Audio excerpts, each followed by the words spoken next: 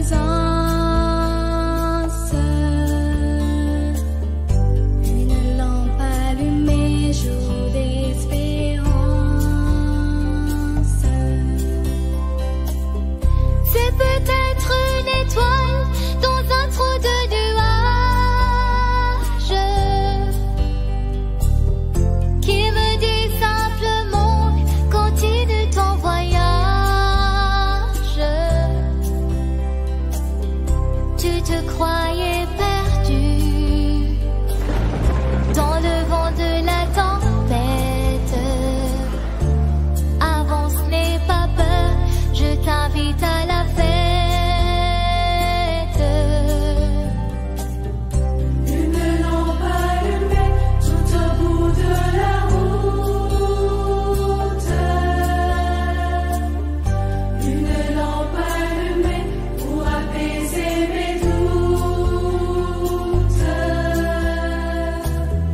Une lampe allumée, signe d'une présence. Une lampe allumée, jour d'espérance.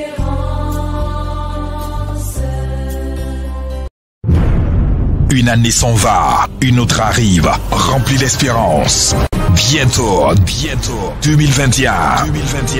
Chers frères et sœurs, connectez-vous pour vivre 21 jours avec Jésus dénommé Faveur Divine. Jesus, you love me too much. Tant d'enseignements, de témoignages et d'intercessions sur les pages des pères Georges Yoboué et Donald Wally du 1er au 21 décembre à partir de 20h30 GMT.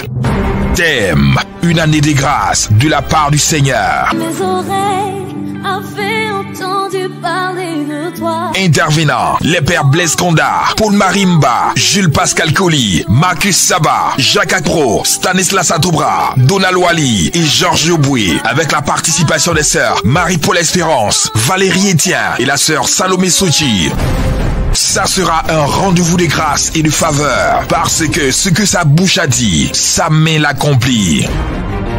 Suivez ce programme sur les radios Grâce Espoir, Adoration Matinale, Alpha Omega et Radio Miséricordia Sénégal. Tenez-vous prêts!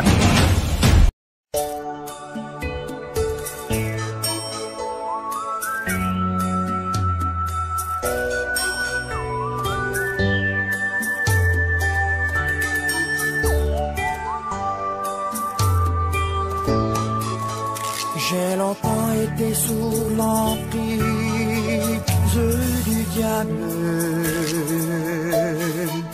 et sur l'autel de la sorcellerie, j'ai été sacrifié. Les esprits impurs et démoniaques m'ont assailli. J'ai les mains et les pieds liés comme un esclave.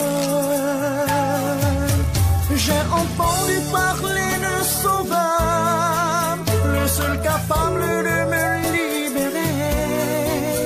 Il s'appelle Jésus. Je suis libéré. Je suis libéré. De la sorcellerie. Je suis libéré. Par le sang de l'agneau. Je suis libéré. Par sa puissance. Je suis libéré. Je suis libéré. Je suis libéré.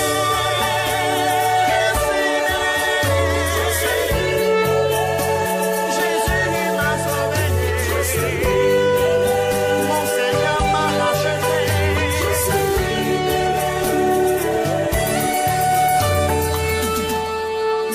L'Esprit du Seigneur est sur moi.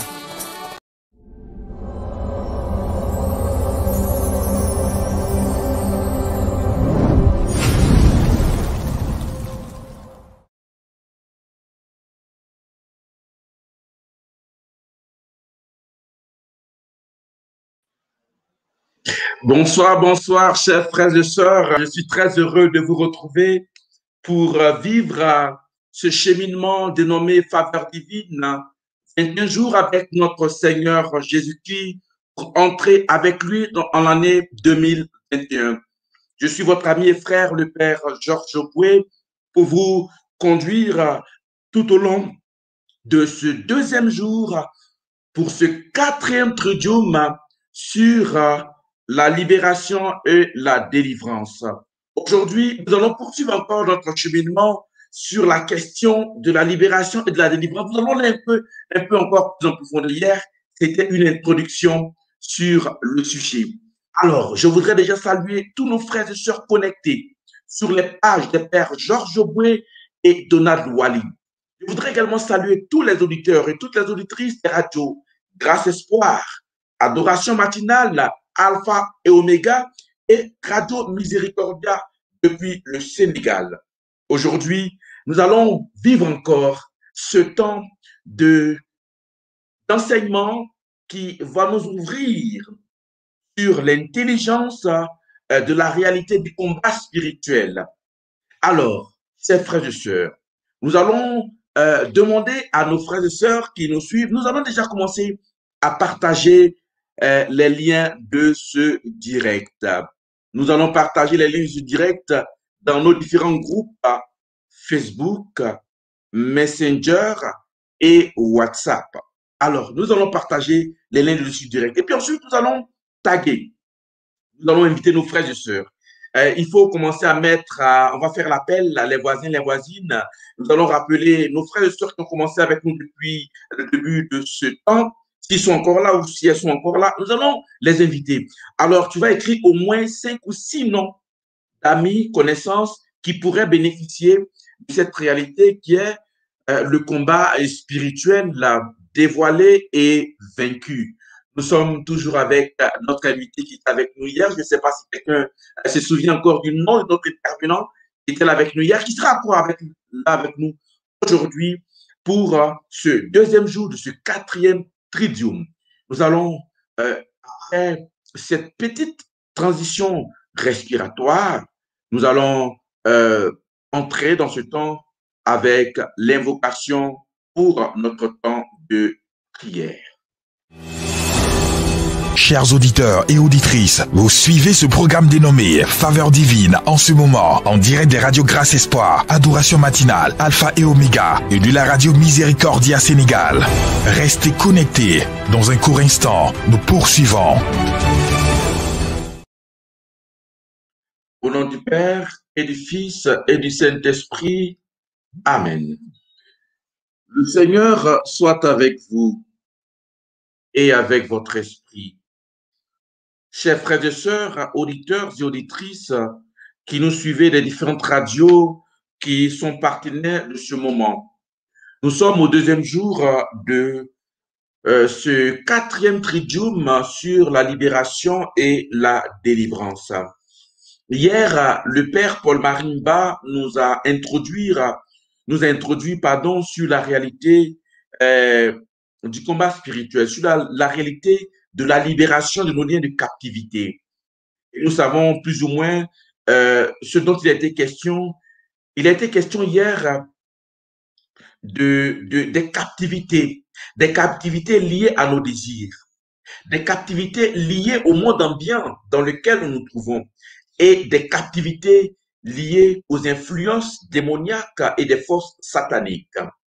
Alors certainement, l'enseignement que le Père nous a donné, l'enseignement introductif que le Père nous a donné, nous a permis de découvrir que nous avons été nombreux à faire des retraites de délivrance sur le combat spirituel, à vivre des séances d'évangélisation, et puis nous sommes revenus encore à la case de départ.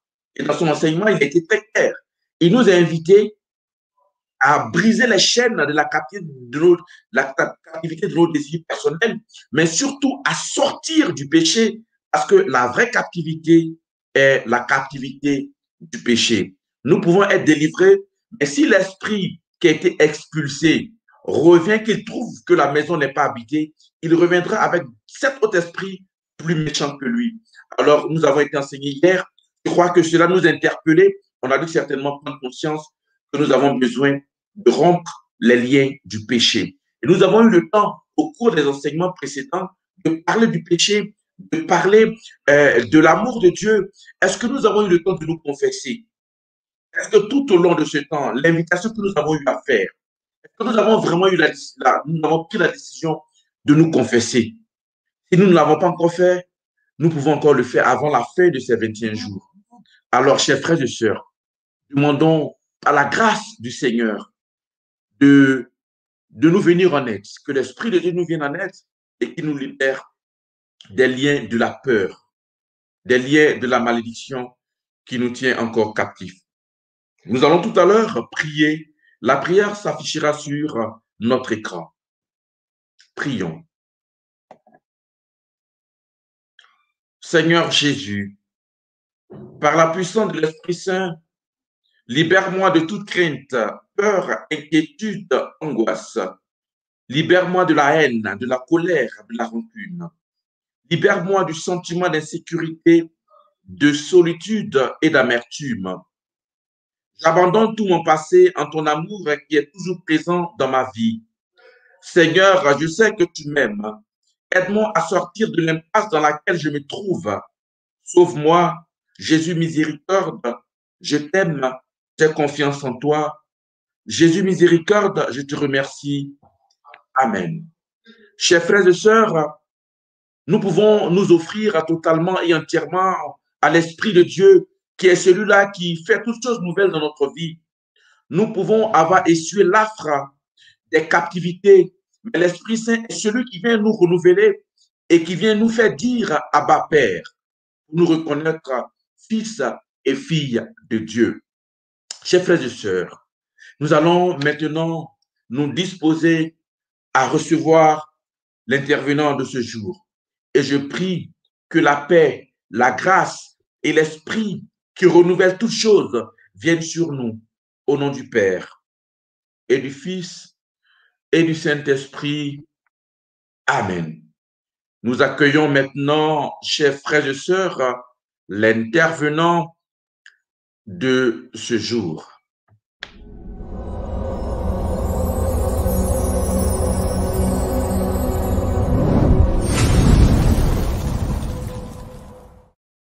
Jesus, you love me too much, oh, too much, oh, too much, oh, excess love, oh. Jesus, you love me too much, oh, too. Alors, bonsoir, cher père. Bonsoir, cher père, cher ami, cher Yoboué. C'est une joie de te retrouver ce soir. C'est une joie Oui, de moi partager également, encore père. ce moment. Moi également, Voilà. mon père. Je suis vraiment tout heureux d'être en votre compagnie, de nous laisser enseigner par votre savoir et par votre expérience. Alors, c'est vraiment une joie pour moi d'apprendre auprès de vous et puis par vos connaissances et puis par les échanges que nous avons, surtout en off, avant ou après les directs que nous avons.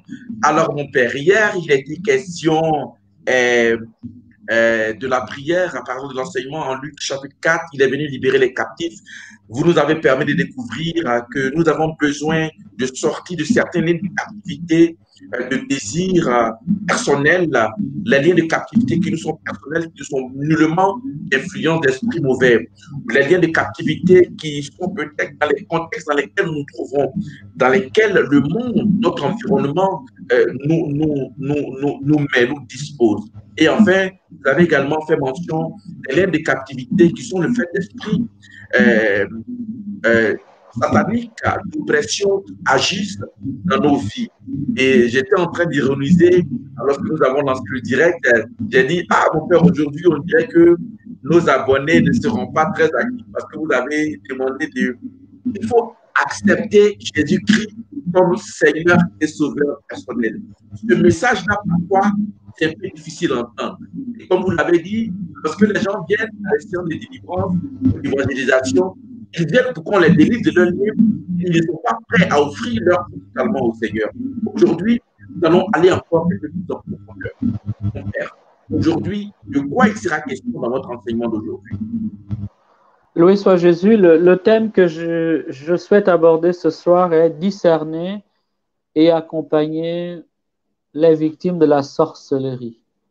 Hier, veut dire l'objet de mon propos, discerner et accompagner les victimes de la sorcellerie. Discerner et accompagner les victimes de la sorcellerie. Le thème d'hier était introductif. Il avait pour but de situer tout simplement la mission du Christ comme une mission de délivrance. Donc, je suis parti un peu, on va dire, du salut en général. Mais ce soir, j'entends on va dire, aborder une dimension du salut. Une dimension du salut.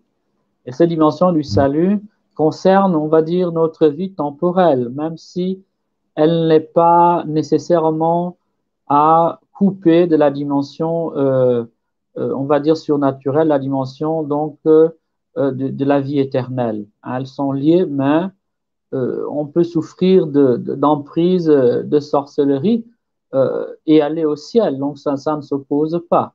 Voilà, je ne sais pas si vous êtes là.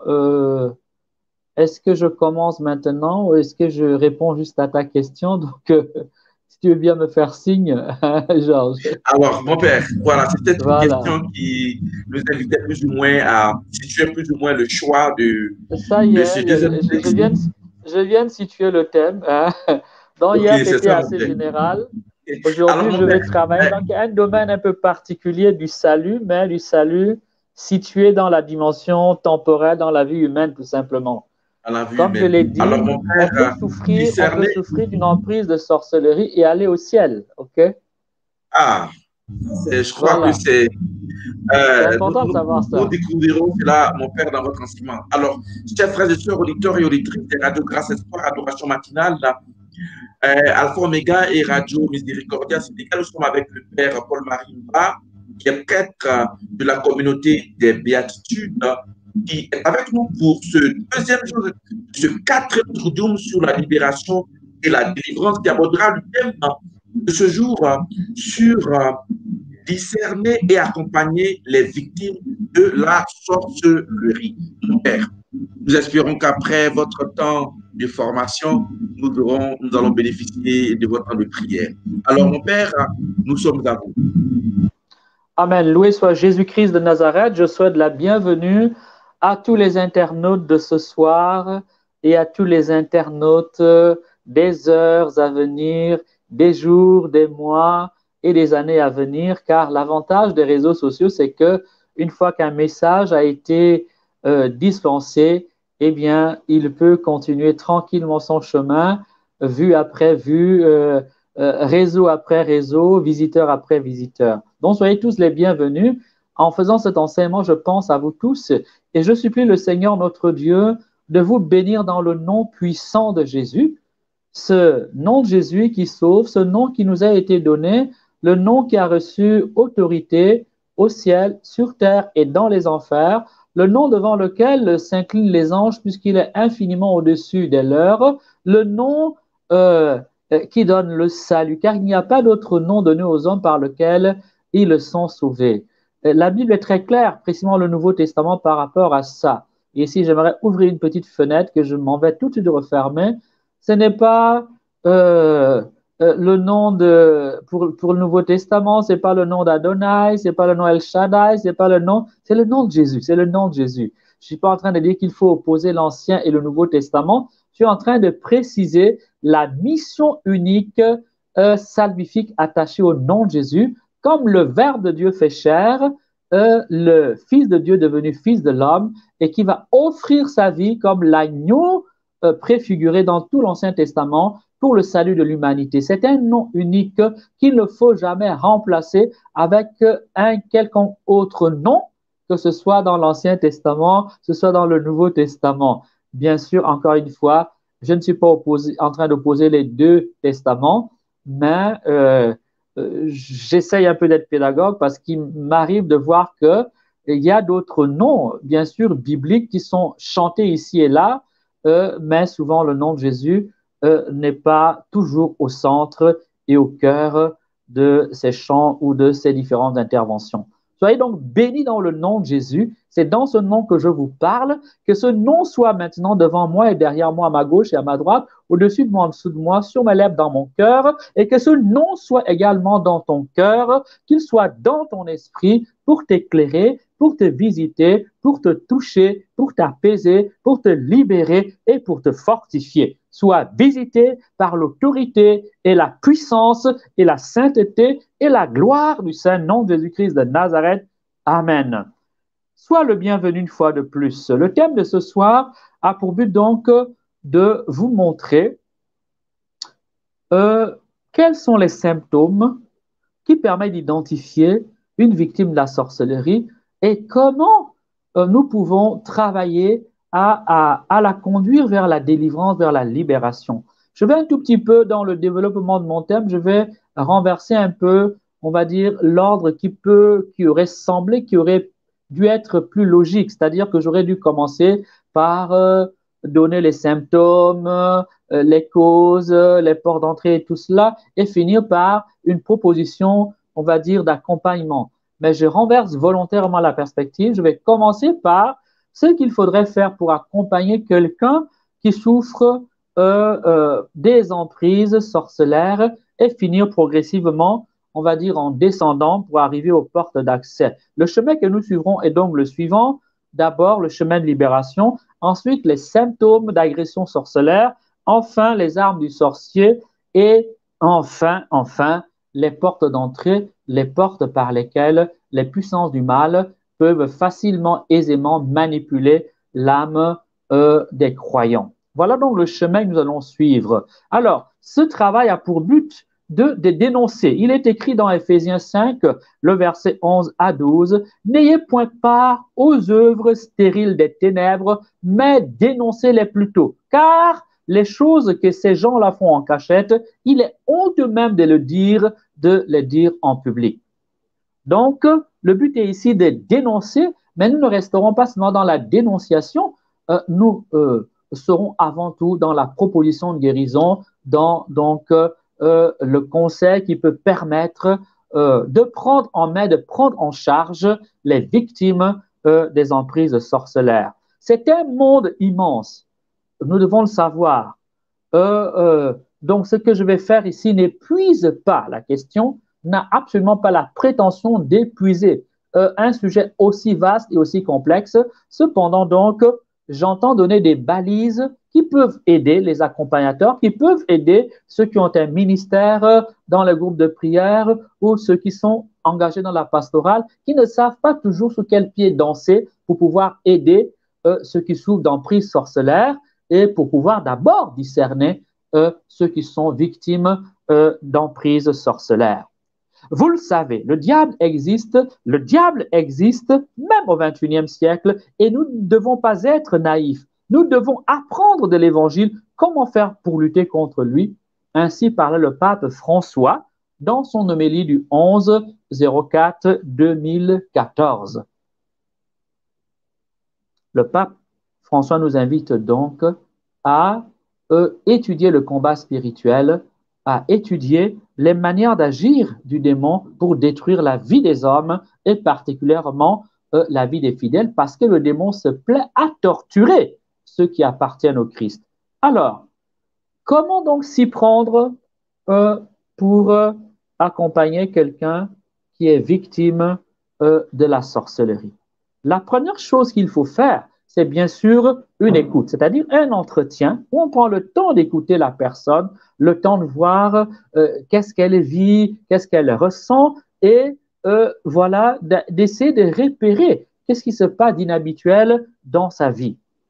C'est la première étape de tout entretien ou de tout chemin de délivrance. Toujours une écoute qui peut prendre du temps, une écoute où on doit prendre le temps, où il faut écouter la personne, il faut prendre le temps de laisser à la personne exprimer ses souffrances cachées, ce qu'elle n'ose pas dire, parce que souvent, les personnes victimes de sorcellerie ont peur de se dire parce qu'on ne les prendra pas au sérieux, ou on les prendra un peu pour des gens un peu mal dans leur tête, dans leur esprit. Sous d'autres cieux, très loin de chez nous, parfois on les prend pour des psychopathes, donc pour des gens qui devraient être confiés à des psychiatres ou à des psychothérapeutes, à des psychologues. Il n'en est rien. Voilà. L'entretien Un bon entretien, une bonne écoute va montrer des incohérences et va permettre de voir qu'il y a quelque chose d'inhabituel qui se passe dans la vie de la personne. Et si on est dépositaire d'un charisme de discernement qui est souvent rare, eh bien, on peut tout à fait sentir ou pressentir les forces en présence. Donc, l'entretien. Ensuite, l'entretien va être, on va dire, aboucher, sur un chemin de prière. Un chemin de prière. Un chemin de prière qui va comporter de nombreuses démarches. Hein. Alors, dans ce chemin de prière, il faudra associer le ministère des anges et des saints, parce que nous sommes dans l'ordre du combat spirituel, et dans l'ordre du combat spirituel, de même que le sorcier travaille avec les démons, avec des esprits de tout genre, ou même avec son clan mystique occulte, et il recourt à d'autres sorciers, eh bien, on ne peut pas s'aventurer sur ce terrain-là sans un soutien, sans des alliances spirituelles, sans les alliés spirituels invisibles qui sont l'armée céleste et l'immense cour des saints. Voilà donc un élément de cette prière-là. Ensuite, cette prière ou ce chemin doit comporter un accès, en tout cas une invitation le plus possible à l'Eucharistie et à la confession régulière. L'Eucharistie et à la confession régulière. Si la personne n'y a pas accès, il y a quelque chose qui manque parce que ces deux éléments-là, l'Eucharistie est pour la purification dans le nettoyage, la confession et l'Eucharistie vient nettoyer, purifier. Donc, il y aurait un petit manque. Il y aurait, je nuance volontairement, mais en réalité, l'Eucharistie est centrale comme la confession parce que nous sommes dans l'ordre des sacrements. Ils n'agissent pas toujours directement au niveau de la délivrance parce qu'il y a l'effet propre attaché à chaque sacrement. Ici, les théologiens comprendront, chaque sacrement a un effet propre. L'effet propre de l'Eucharistie et de la confession, ce n'est pas nécessairement, ce n'est pas immédiatement la délivrance de la sorcellerie ou la libération pour la confession, c'est le pardon des péchés. Pour l'Eucharistie, c'est la communion au corps du Christ, dont la nourriture spirituelle, donc l'acquisition de la force intérieure pour continuer le combat spirituel. Alors, il faut associer à cela les sacramentaux, l'encens béni et exorcisé, le sel exorcisé et béni, l'eau bénie et exorcisée, l'huile bénite et exorcisée, les croix bénites et exorcisées, le cierge béni et exorcisé, tous les sacramentaux habituels de la foi de l'Église. Pourquoi je précise exorcisé et béni? Eh bien, parce qu'un objet peut être pollué sur le plan spirituel.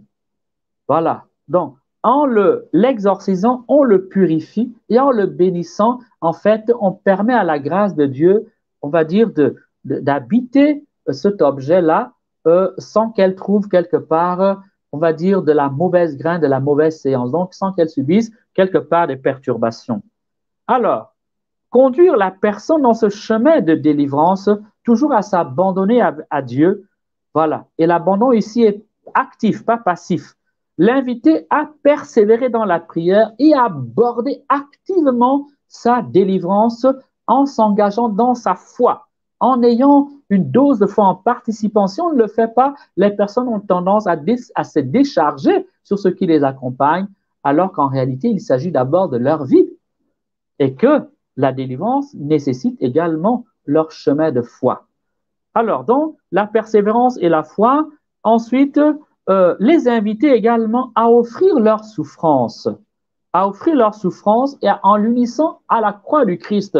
Car pour le croyant, souffrir peut être une grâce et une bénédiction à condition que nous ayons le souci d'offrir notre souffrance en union avec la souffrance du Christ. C'est ce que dit l'apôtre Paul. J'achève dans ma chair ce qui manque à la passion du Christ pour son corps qu'est l'Église. Donc la souffrance pour le chrétien a une valeur rédemptrice, il est offert. Ça ne signifie pas qu'il faut souffrir pour souffrir, qu'on n'a pas le droit de se soigner ou qu'on n'a pas le droit de se libérer. Ça signifie que tout simplement, nous devons toujours associer au mystère de la croix toutes nos croix, toutes nos épreuves pour que nos larmes, pour que nos souffrances soient fécondes par la vertu, par la puissance des souffrances du Christ. C'est un élément que beaucoup oublient souvent. Et cet élément permet également de donner un sens du mérite aux souffrances des captifs des puissances occultes. Ensuite, bien sûr, il y a l'offrande de sa vie au Christ. Il y a également, on va dire, la relecture des étapes que vit la personne, la relecture des temps de prière qui peut permettre de mieux cibler la prière et de mieux accompagner. Toujours associé à la prière de délivrance, la prière de guérison, la prière de protection et parfois, dans certaines situations, la prière de récupération. Je précise, il ne faut pas seulement se contenter de prier pour la délivrance. Après une prière de délivrance, il est bon de prolonger par une prière de guérison et par une prière de protection. Et dans certaines situations, par une prière de récupération. Pourquoi la protection? Parce que une fois qu'on a prié, le démon a tendance à revenir. Les sorciers qui travaillent à nuire à la personne se réorganisent pour tenter de contre-attaquer, donc pour tenter de revenir. D'où l'importance de la prière de protection que l'on fait pendant la prière et que l'on invite la personne à faire en dehors de la rencontre de prière.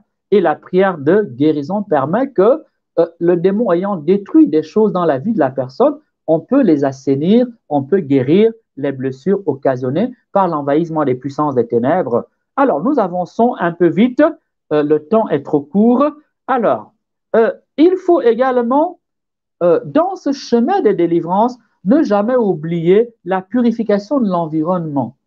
Ici, qu'est-ce que j'entends par la purification de l'environnement? Il s'agit de faire bénir les maisons, les lieux de vie de la victime. Parce qu'une maison peut être envoûtée. Ça peut être tout simplement la porte d'entrée par laquelle les puissances du mal travaillent. Donc, bénir toujours l'environnement de la personne, le lieu de vie, la maison, et si possible aussi le bureau, en tout cas le faire de manière discrète. Parce que tout un environnement peut être pollué sur le plan spirituel, peut être habité sur le plan spirituel. On peut avoir enterré un maléfice sous le lit, dans la maison ou devant la porte d'entrée. Donc, on a fini de prier, mais quand la personne va venir retraverser sur ce lieu-là, l'atmosphère étant spirituellement piégée, elle va reprendre un coup. Donc, c'est toujours important de pouvoir prier également sur les lieux. C'est pour ça que traditionnellement, l'Église a toujours promu la bénédiction des lieux de vie, la bénédiction des lieux de vie. Et j'aimerais dire ceci, on peut les bénir autant de fois qu'on veut. Il y a dans certains pays une espèce d'idée qui veut qu'une fois qu'on a béni une maison, on ne peut plus la rebénir. C'est faux. De même qu'on bénit une personne de nombreuses fois, autant de fois qu'on veut, autant on peut toujours rebénir un lieu qu'on a déjà béni. Rien ne s'y oppose. Rien ne s'y oppose. Et je connais des diocèses, par exemple le diocèse de Milan en Italie, où chaque année les prêtres rebénissent les maisons, ils font le tour des maisons de leurs fidèles autant que possible. Donc chaque année, c'est comme, une habitude pastorale que instituée dans le diocèse depuis. Donc voilà pour la question. On peut également dans ce travail, on va dire, de purification de l'environnement, bénir également la voiture, si la personne est véhiculée. Parce qu'un véhicule peut être également miné sur le plan spirituel et servir on va dire, entre guillemets, d'antenne ou de réseau qui permet d'atteindre une victime de la sorcellerie. Voilà, c'est pour ça qu'on bénit également les voitures, on y met des objets sanctifiés, mais surtout, il faut accompagner, la personne doit toujours prier dans sa voiture et honorer Dieu dans sa voiture. Alors, à cela, on peut ajouter une forme de purification des relations sociales. Ça veut dire qu'il faut que la victime ait le soin de s'éloigner des relations qu'elle estime ne pas l'aider à se rapprocher de Dieu. Et si elle est tout à fait dans un chemin de conversion, elle va s'en rendre compte. Toutes les relations ne sont pas bonnes. On choisit ses amis. On peut arrêter d'être ami avec quelqu'un sans que cela soit une offense à Dieu, ce qui n'est pas le cas pour la famille. On doit toujours garder un minimum de lien avec la famille parce qu'il y a des droits et des devoirs. Donc, nous sommes liés par la charité et par la justice à l'endroit de nos parents. Alors, nous avançons. Un autre moyen qui peut permettre de purifier les lieux et de tout à fait les sanctifier, eh bien, c'est de bâtir un hôtel à la maison. Bâtir un hôtel chez soi, un hôtel familial, ou alors même un hôtel familial et un hôtel donc personnel. Un autel, c'était un lieu aménagé dans la maison qui sert de point de prière. On y met une croix, on y met de l'eau bénie, du sel béni, une image pieuse bénie, tout doit être béni, et où la famille se réunit régulièrement, une fois par jour ou tous les soirs pour faire la prière avant de se coucher ou tous les matins, ou à certains grands moments de la vie, à certains grands événements. Et un autel personnel, il peut être dans sa chambre où on prie. Tout ça permet de sanctifier les lieux et de lutter contre les autels diaboliques, de lutter contre les puissances maléfiques. Enfin, dans cette prière, il y a un élément qu'il ne faut pas oublier qu'on doit utiliser, c'est la parole de Dieu, particulièrement les psaumes. Il y a les psaumes de délivrance, il y a tous les récits de délivrance opérés par Jésus, il y a toutes les paroles de sagesse qu'on peut également utiliser pour la prière et pour le chemin de délivrance. Voilà donc pour cette première partie, un peu rapidement survolée, mais je pense que les balises sont données. La deuxième partie on va dire, de cet enseignement, c'est quels sont les signes d'une agression occulte. Derrière, je mets sorcellerie, magie, envoûtement d'amour, maléfice, peu importe, voilà. OK, parce que c'est un fourre-tout, voilà.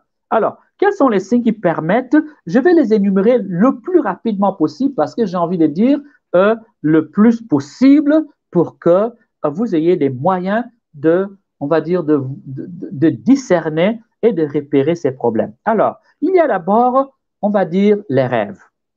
Chaque fois que quelqu'un est l'objet de manipulation occulte, cela aura des répercussions dans les rêves. Donc, il faut être attentif aux rêves. OK? Souvent, ce sera des rêves étranges. C'est tout un monde. J'ai fait des enseignements sur les rêves. Si vous allez sur ma page YouTube, vous trouverez cela.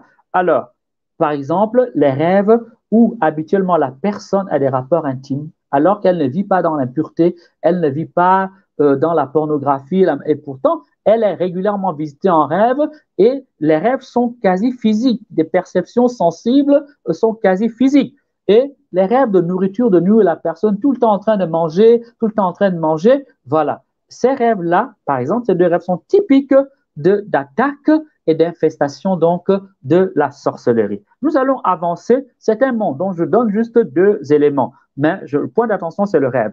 Ensuite, l'insomnie. Les personnes qui vont être prises d'insomnie de manière assez irrationnelle, insomnie qui vont surgir de manière assez brutale et qui peuvent se manifester à des heures très précises de la nuit. Voilà. Et de manière brutale, accompagnée d'angoisse, de peur, de sueur froide, et que l'on n'arrive pas à expliquer de manière rationnelle et que même les médicaments, on a beau prendre les médicaments, n'arrivent pas à les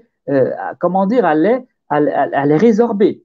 Voilà. Ces rêves-là peuvent être symptomatiques d'une agression occulte sur le sommeil de la personne. Voilà.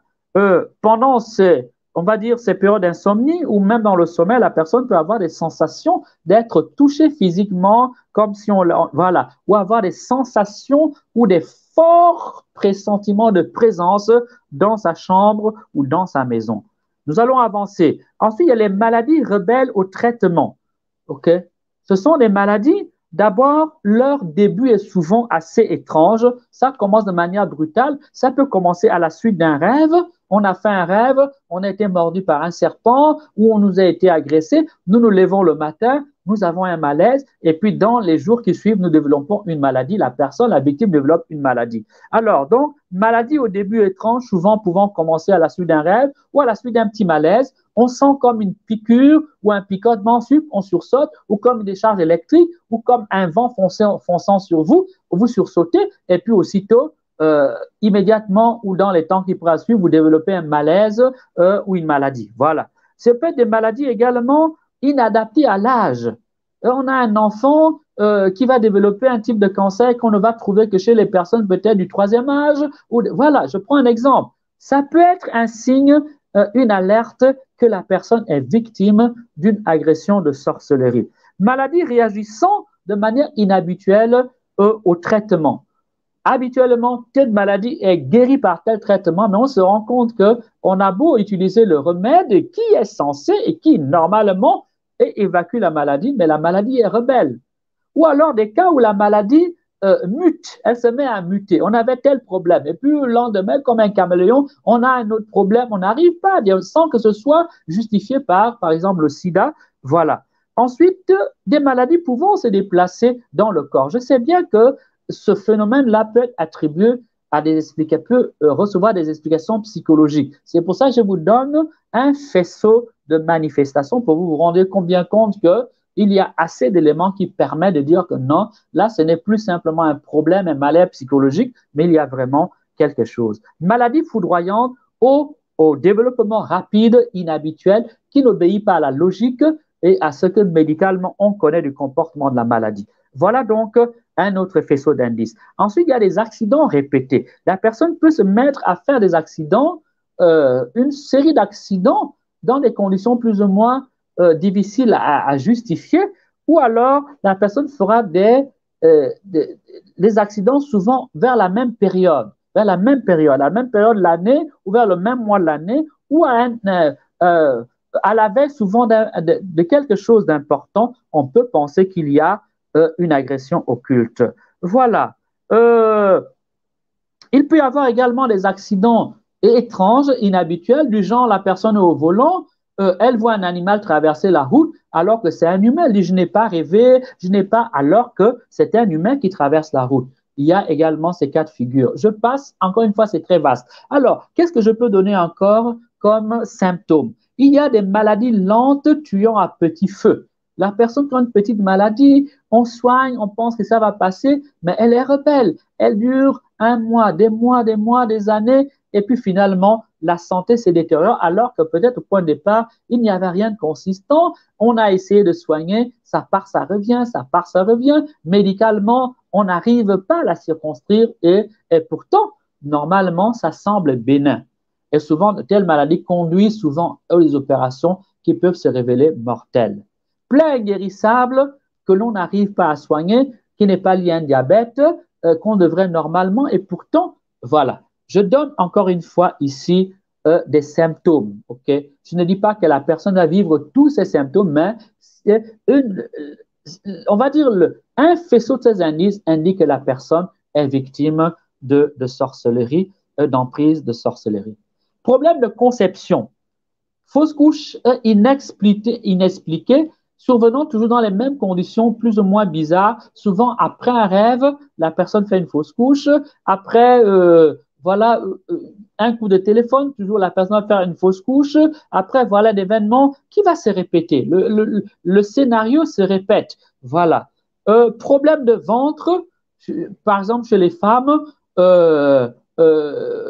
des choses qui se déplacent dans l'appareil reproducteur, ou alors gonflement du ventre, ça peut être chez les hommes aussi, inhabituel, brutal, brusque, qui n'est pas justifié par le régime alimentaire de la personne, par un changement de vie soudain, et puis souvent avec, comment dire, des choses qui bougent dans le ventre, spécialement quand la personne est en train de prier. On peut penser légitimement que la personne est l'objet d'une emprise sorcellaire. Problème en cascade. Problème surgissant en cascade, comme chez dans le livre de Job, où Job va passer d'un problème à un autre jusqu'à être atteint dans sa santé, être atteint aussi dans le rapport avec ses amis, le rapport avec sa femme également. Problème en cascade, enfermant, isolant, qu'on n'arrive pas. Ça s'enchaîne, et la personne est comme débordée, elle ne sait pas où mettre de la tête, à peine a-t-elle fini un problème qu'un autre s'enchaîne, à peine a-t-elle fini qu'un autre s'enchaîne, comme s'il y avait un acharnement, comme si la personne était l'objet d'un acharnement. Voilà donc un autre symptôme. Ici, je renvoie tout simplement à aller méditer les 2 ou 3 premiers chapitres du livre de Job, vous aurez des éléments de réponse. Blocage prolongé inexpliqué. Mariage qui échoue toujours dans à peu près les mêmes circonstances. OK? Le scénario d'échec du mariage est toujours à peu près le même. Travail bloqué malgré les relations de la personne, malgré le potentiel, le diplôme de la personne, malgré les promesses qu'elle reçoit, mais jamais elle n'arrive à concrétiser un travail. Alors que la personne est battante, elle a tout ce qu'il faut, ou si elle trouve le travail, elle ne va pas le garder, elle sera privée d'un salaire, et puis ça ne durera pas. OK. Ici, donc, nous sommes dans les blocages prolongés. Impossibilité de trouver du travail malgré le potentiel. Blocage des examens. J'ai écrit un petit livre sur les agressions occultes liées aux examens et liées aux études dont je ne peux pas développer. Perte du travail, toujours dans les mêmes circonstances. J'ai connu une fois une personne, elle trouve un travail. Quand elle arrive, on vient voler et c'est elle qu'on accuse. Elle trouve un deuxième travail. Dès qu'elle commence le travail, après un mois, parfois 2 semaines, 3 semaines, 2 mois, il y a un vol, un cambriolage et c'est elle qu'on accuse, on la vide. 3, 4, 5 fois. Bon, vous comprenez que il y a la répétition. OK? Le hasard ne se répète pas. OK? Voilà, c'est comme s'il y a une programmation. C'est comme s'il y a un enchaînement de choses fait pour être répété, fait pour se réaliser de la même manière, comme un schéma mis en route. Alors, perte de vie dans les mêmes conditions dans la famille. Vous pouvez avoir des familles où les gens meurent tout le temps. Vers les fins d'année, il y a toujours quelqu'un qui doit mourir. Voilà. Où les gens mourront toujours de la même manière, toujours par accident, toujours par la même maladie. On peut penser à des malédictions familiales ou alors à des hôtels de sorcellerie de famille qu'on nourrit en sacrifiant des vies humaines, La Bible nous en parle de manière assez longue. Ces problèmes existent dans la Bible. Il y a des rois qui brûlaient leurs enfants au feu. Il y a dans la Bible des cas de sacrifice humain. Donc, c'est assez clair dans les Écritures. Nous allons avancer. Perte de vie dans les mêmes conditions, souvent parfois aussi aux mêmes dates, approximativement à les mêmes périodes, il y a toujours des décès. On peut penser que le problème est familial, le problème touche, voilà. Problème d'argent. Affaire florissante qui bloque et qui périclite soudainement alors que rien ne permet de le justifier rationnellement. Il n'y a pas eu un changement, il n'y a rien eu qui permet statistiquement, de manière cohérente de justifier cet échec-là. Voilà, on peut penser qu'il y a, OK.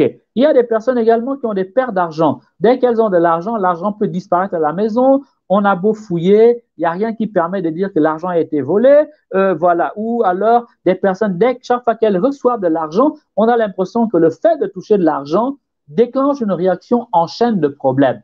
Et la personne retrouve un peu de paix, de tranquillité, qu'une fois qu'elle a eu tout dépensé, une fois qu'elle a tout fini de dépenser. Alors, il y a des agressions de nuit. Ce sont des personnes qui vont recevoir des perceptions physiques dans le corps ou alors qui vont se sentir visitées dans la nuit. Ce sont des personnes qui feront des étouffements de nuit. Ce sont des personnes qui feront des paralysies du sommeil. Ce sont des personnes… Je sais qu'il peut y avoir des explications psychologiques. Mais c'est pour ça que je donne un faisceau d'indices. Donc, je sais très bien les réponses psychologiques, etc. Vous avez également dans ces agressions de nuit des personnes qui dorment et puis qui vont se voir la nuit. Elles sont visitées, je ne sais pas, par un chat. Le chat les griffe. Quand elles se réveillent le matin, tout le corps est griffé. Ou des personnes, la nuit, on leur donne un coup de couteau. Quand elles se réveillent le matin ou elles se réveillent en sursaut, il y a la blessure sur le corps. Et les cas les plus graves, certains psychologues donnent des explications possibles, mais personnellement, je ne crois pas en ces explications. OK. Il y a des personnes, c'est des cas que j'ai rencontrés, des personnes qui peuvent se réveiller avec des cercles sur le ventre ou des triangles, des signes et des symboles ésotériques dessinés. OK. Voilà. Comme si on avait tracé un couteau ou on avait utilisé une lame et c'est dessiné, tracé, voilà. OK. Donc, encore une fois, il y a une explication, une théorie psychologique pour essayer d'expliquer ce phénomène, mais ma modeste expérience, OK, qui n'épuise pas le réel, souvent dans les cas, il s'agit d'emprise de la magie. Le corps d'une personne peut servir d'autel dans la magie ou dans la sorcellerie, peu importe. Il y a beaucoup d'explications possibles. Il peut y avoir des divisions familiales soudaines. Un couple qui, sans raison, voilà, éclate, alors que pour un rien. Ou alors des familles, des enfants qui, de manière brutale et soudaine, deviennent absolument rebelles. On ne les reconnaît plus. Les enfants qui étaient doux comme des agneaux, en l'espace de quelques semaines, on ne les reconnaît plus, comme si, soudainement, ils avaient été perturbés. Eh bien, parfois aussi, ça peut être symptomatique des agressions de la sorcellerie. Et puis, avoir également le développement des addictions. Addiction rebelle à toute thérapie, addiction qu'on n'arrive pas à justifier, dans laquelle la personne va sombrer de manière toujours aussi brutale. Voilà. Ensuite, il peut y avoir des faits étranges dans la maison, bruits insolites, bestioles dont la présence n'est pas justifiée. On utilise tous les produits pour tuer, mais ça revient toujours. Des appareils qui se mettent à trembler, des lampes qui explosent. Voilà, les faits sont là, on n'arrive pas à les rationaliser. Disparition ou déplacement d'objets dans la maison. Vous avez bien fermé votre chambre, vous êtes sûr, vous avez déposé votre téléphone à un endroit précis. Quand vous revenez, le téléphone a changé d'endroit. Voilà. Et vous êtes sûr, c'est clair, c'est net, il n'y a pas eu de confusion et ça se reproduit. Eh bien, sachez que la personne est invitée ou il y a des esprits dans son environnement. Des odeurs inexpliquées, malgré tout ce qu'on peut faire sur le plan hygiénique, voilà, pour essayer d'aérer, pour essayer de purifier, pour essayer de nouvelles senteurs dans la maison, présence des ombres dans la maison et parfois aussi, je finis avec ça, des fatigues chroniques, souvent au lever, qu'on n'arrive pas à justifier médicalement ou par le fait que la personne dorme tard ou par d'autres, on va dire, éléments rationnels objectifs. Voilà donc pour cette deuxième partie des symptômes. Avec ces éléments-là, quand vous écoutez, vous pouvez commencer à dire, tiens, non, tu as 1, 2, 3, 4, 5, vous avez tout à fait quelque chose qui prend forme et qui peut vous permettre un discernement à peu près objectif. Ensuite, qu'est-ce qu'utilise le sorcier pour détruire la vie, pour exercer son emprise sur la vie des fidèles ou sur la vie des innocents, sur la vie des autres? Eh bien, encore une fois, c'est un monde. OK? Je donne donc des pistes, je donne des balises. Alors, on peut dire de manière générale qu'il utilise comme arme les éléments suivants. Il y a les malédictions. La malédiction joue sur le fait que la personne a violé une règle, une loi, ou a manqué de respect, ou a commis une injustice. Le sorcier va utiliser le pouvoir de la parole, joint à des incantations, parfois un acte symbolique, ou le recours à une force de la nature pour déclencher un cycle de malheur infernal sur sa victime. Le maléfice. Derrière le maléfice, je mets toutes les formes d'envoûtement. Le sortilège, l'envoûtement, l'ensorcellement, etc., etc. Pour moi, tout ça se résume à un mot maléfice. C'est une opération magique que le sorcier fait. Il va utiliser des éléments de la nature, il va utiliser l'invocation des esprits, des incantations cachées. Il peut aller enterrer le nom de quelqu'un, je ne sais pas, dans un cimetière, en prononçant une formule magique, en invoquant un esprit très précis, voilà, et l'opération va affecter la victime, peu importe où elle sera. Voilà. Donc, ensuite, il peut y avoir des attaques astrales. Attaque astrale, le sorcier a la faculté de sortir de son corps, de se dédoubler pour aller attaquer nuitamment sa victime. OK. C'est également une arme redoutable que le sorcier peut utiliser. Dans tous les cas, ce que nous devons savoir, c'est que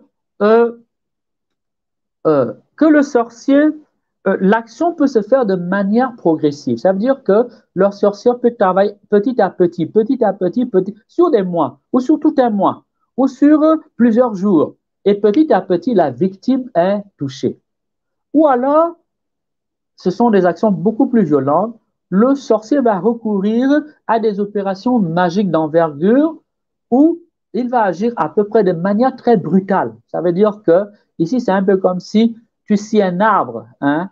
Tac, tac, tac, tac, il finit par être touché. Donc, le sorcier répète ses actions sur une longue période jusqu'à ce que la victime soit atteinte et finalement, le problème qu'il veut se réalise. Soit alors, le sorcier recourt à une opération magique très puissante, à des esprits très puissants, une puissance, ou alors il s'associe avec d'autres sorciers et on frappe un coup ici. L'action peut être comparée tout simplement à une bombe ou un missile. Ça veut dire que l'agression est tellement puissante que, voilà, l'opération se fait en une fois ou en 2 ou 3 fois. Tout dépend de son niveau spirituel, tout dépend de ses pratiques spirituelles, tout dépend de ses alliances spirituelles et tout dépend aussi de ce qu'il a envie de faire.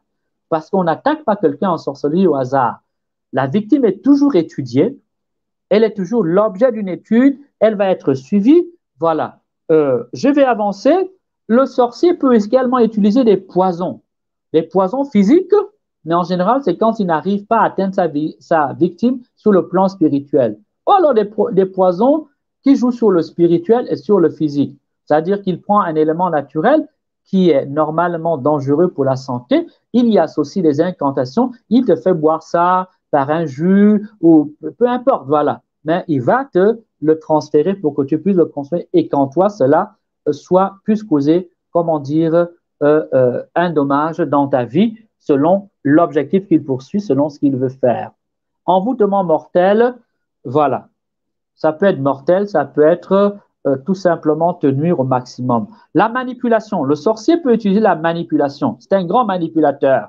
Ça veut dire qu'il va diviser dans le milieu où il veut opérer. Il va opposer l'un à l'un. Il va rapporter, il va médire, il va mentir. Le but, c'est de diviser parce que le mal règne sur la division. Le démon est le prince de la division. Voilà. Alors, il va donc opérer de cette manière-là. Il peut également susciter la peur, volonté de faire peur. Ensuite, il peut utiliser également, on va dire, la faiblesse de la victime dans la manipulation, jouer sur tes points faibles. Cette action se fait beaucoup plus, on va dire, sur le plan physique. C'est-à-dire que s'il est dans un groupe et qu'il veut te nuire, il peut utiliser la division, il peut utiliser la peur, il peut utiliser la médusance, l'accusation, il peut utiliser également tes faiblesses pour jouer sur toi, il peut utiliser des personnes malveillantes dans ton environnement pour t'isoler, pour t'atteindre, pour frapper un coup fort. Voilà. Il peut également utiliser même des dons, des choses que tu lui donnes. Tu donnes une chose, avec celle-ci, il soutient une autre chose sur le plan spirituel. Oui, il te donne quelque chose. En te donnant quelque chose, il te donne à l'intérieur de cette chose-là quelque chose de spirituel qui aura pour but de te détruire. Comme arme également utilisée par le sorcier, il y a la surveillance. Quelqu'un que l'on veut atteindre, détruire en sorcellerie, est l'objet d'une surveillance. Elle peut être suivie par des chiens de nuit, on appelle ça des chiens de nuit, c'est-à-dire qu'il y a une catégorie d'esprit qui est envoyée en mission, qui va pister la victime, comme le chien piste, comment dire, les animaux dans la brousse, voilà, pour aller détruire la personne. Ou alors, par des techniques et des moyens divinatoires, un miroir magique, un canari magique, avec des incantations, le recours aux esprits, parce que les esprits sont partout. Regardez, aujourd'hui, nous pouvons utiliser les téléphones, nous pouvons utiliser « je suis ici, vous pouvez me suivre à n'importe quel coin du monde ». Eh bien, sur le plan spirituel, ils ont les mêmes moyens et des moyens encore plus performants. Alors, le démon peut utiliser donc cela pour s'informer sur sa victime. Il peut utiliser son troisième œil quand il contacte la personne pour essayer de voir l'aura qu'il y a sur le plan spirituel de la personne. Il peut utiliser également la projection astrale. Il sort lui-même de son corps. Il vient se projeter dans ton environnement. Ou alors, il peut utiliser quelqu'un de ton environnement qu'il manipule consciemment ou inconsciemment.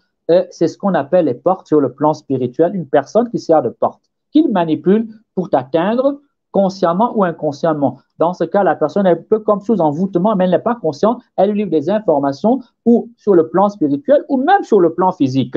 Alors, lorsqu'on est envoûté, lorsqu'une personne est envoûtée, l'envoûtement mental, en général, n'est jamais consciente qu'elle est victime d'un envoûtement. Mais lorsque la personne est victime d'un blocage ou de maladie ou de machin, si elle est un peu intelligente, elle va se rendre compte que ce n'est pas normal. Donc, elle va prendre conscience que sa situation n'est pas ordinaire, est le fait des puissances maléfiques. Si tu m'écoutes, voilà donc quelques éléments qui peuvent te permettre de lutter contre les puissances du mal. Alors, selon quelqu'un qui a fait l'expérience du monde des ténèbres, moi je l'appelle un peu le revenant, okay? C'est quelqu'un qui a été sorcier. Il nous partageait ceci au cours d'un enseignement. Quelqu'un donc qui était sorcier, qui s'est converti et qui a publié, écrit des livres sur son témoignage qu'il a vécu et qui donne des enseignements à gauche à droite pour partager que Jésus l'a libéré de la captivité de la sorcellerie et en a fait un témoin pour aider les autres à s'en sortir. Il dit ceci: cette action des esprits sur la vie de l'individu recourt à 4 catégories d'esprits, si on veut résumer. Ok, ce sont des images, c'est un univers symbolique. Ce sont les esprits de pierre pour causer la dureté dans le voisinage contre la personne ou durcir ou endurcir le cœur de la victime. Il y a également les esprits des eaux. Les esprits de l'eau renvoient à l'univers de l'eau Et ce sont les esprits souvent liés pour la manipulation sexuelle, les problèmes sentimentaux, problèmes de mariage. Ensuite, il y a les esprits de montagne, dit-il, qui, eux, sont utilisés. La montagne représente l'obstacle, OK, qui est infranchissable. Et il dit, les esprits de montagne sont utilisés pour faire tourner la personne en rond ou pour la bloquer, pour l'empêcher d'avancer, pour mettre du retard dans son itinéraire humain ou spirituel, dans l'évolution humaine. Et enfin, les esprits de forêt qui, eux, renvoient à la destruction, à la maladie, à toutes sortes de tourments physiques. Voilà donc les catégories d'esprits utilisées. Finalement, cette action diabolique et l'usage de ces armes-là, c'est résume à ce que Jésus a dit dans le chapitre 10 de l'Évangile selon Saint Jean. Le voleur ne vient que pour voler, égorger et détruire. Il vient pour voler. Le démon, le sorcier, fait tout cela parce qu'il a besoin de se nourrir des souffrances. Le diable se nourrit. Il se sent fort. L'univers diabolique, le monde du diable se construit sur le mal. Plus les hommes sont minables, plus les hommes sont misérables, plus les hommes sont forts, plus le diable se glorifie. Plus l'homme vit dans le péché, plus le péché est abondant, plus l'enfer, qui est l'univers du démon, est fort. Voilà. Donc, il a besoin de dépouiller les gens pour lui se sentir grand. Ensuite, il y a la destruction. Il faut détruire la vie d'une personne. Pourquoi détruire la vie d'une personne?